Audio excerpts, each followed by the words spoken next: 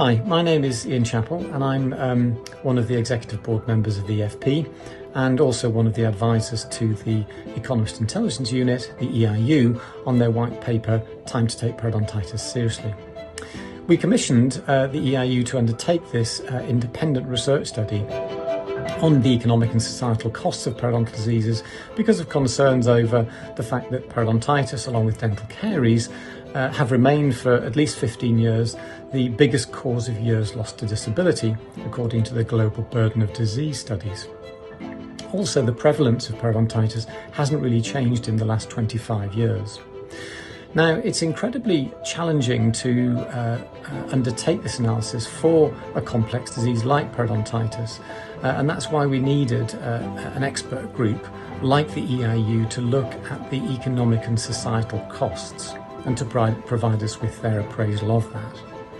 So they created a model based on 4 intervention points in the progression from health through to gingivitis, to undiagnosed periodontitis, and then to diagnosed periodontitis.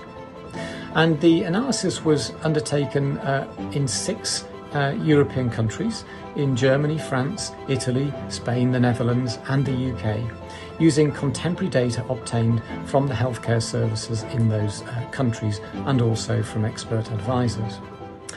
They calculated the costs of treatment provision, and they also looked at the healthy life years that would be gained by treating or preventing periodontitis. And the whole model was based on managing moderate periodontitis, and the costs were essentially analysed over a 10-year period.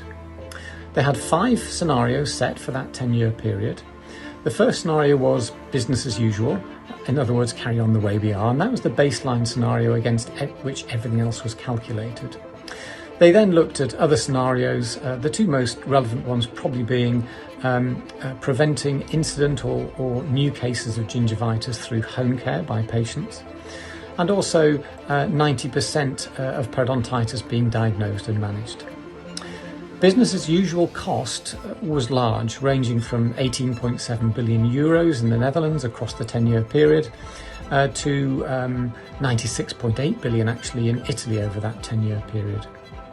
And eliminating new cases of gingivitis through home care led to a saving of between 8 and 32 billion euros over that 10-year period, so a substantial saving.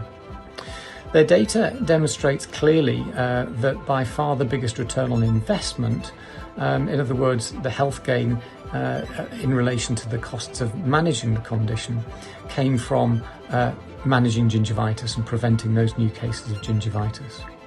And that return on investment varied between 15 and 60, meaning that for every euro invested in that management, essentially there was a return of 15 euros or up to 60 euros. So quite a lot of money. And whilst the most costly of the interventions or the steps of the models was to diagnose and to manage or treat 90% of periodontitis, that still delivered a positive return on investment.